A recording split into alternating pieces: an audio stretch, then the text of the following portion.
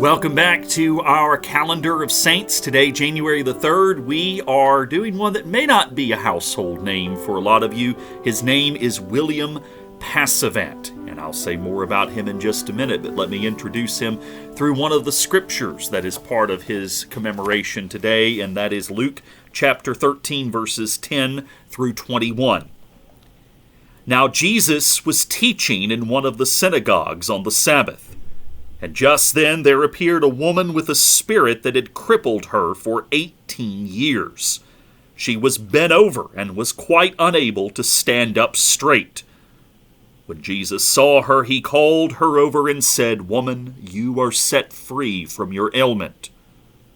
When he laid his hands on her, immediately she stood up straight and began praising God. But the leader of the synagogue, indignant because Jesus had cured on the Sabbath, kept saying to the crowd, "There are 6 days on which work ought to be done. Come on those days and be cured, and not on the Sabbath day." But the Lord answered him and said, "You hypocrites! Does not each of you on the Sabbath untie his ox or his donkey from the manger, and lead it away to give it water? And ought not this woman, a daughter of Abraham, whom Satan bound for 18 long years, be set free from this bondage on the Sabbath day?"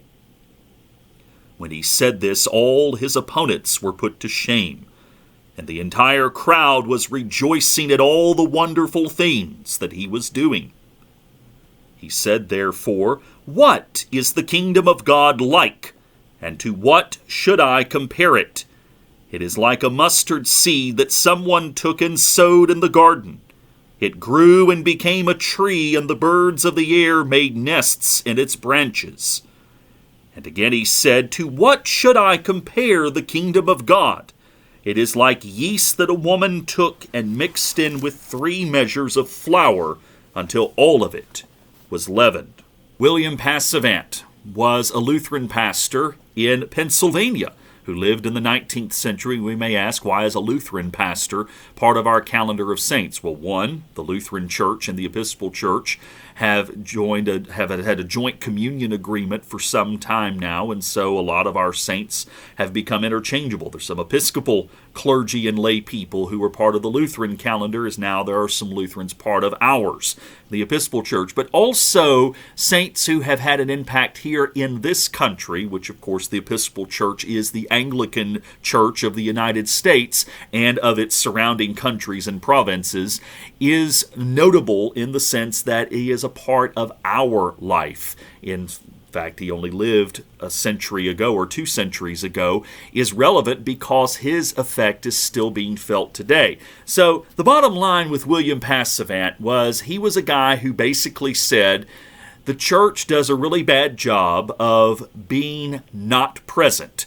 for people who are in true spiritual need. The church talks a good talk, but the church must live out its faith in the practical sense as well. The church, in other words, must put its money and its actions and its time where its mouth is. And so he was driven to be able to establish places that would help those in need. He was responsible for founding numerous hospitals and orphanages along with other institutions that serve the needy in Pennsylvania as well as other parts of the Midwest and the northeastern United States. He was also someone who, motivated by some friends that he had from the continent in Germany, also established a deaconess movement in which deaconesses from the Lutheran Church were able to come and teach at schools and work in hospitals and be able to offer practical ministry to people who needed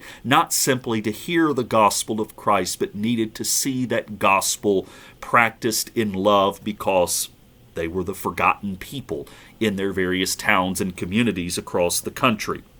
He was also a writer as well, published a lot of articles, including some journals, and his feast day here, January 3rd, is because he died on January the 3rd, 1894.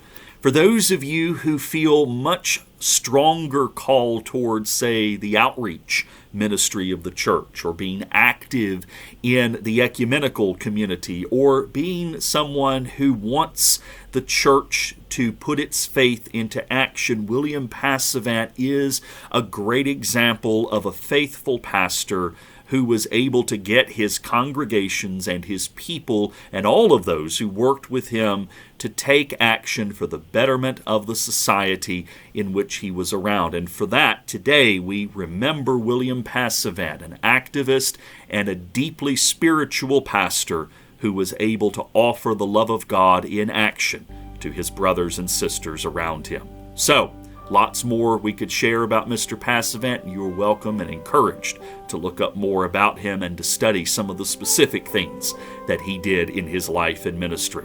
Look forward to seeing you tomorrow for our next saint, who will be Elizabeth Seton, tomorrow, January the 4th. Take care.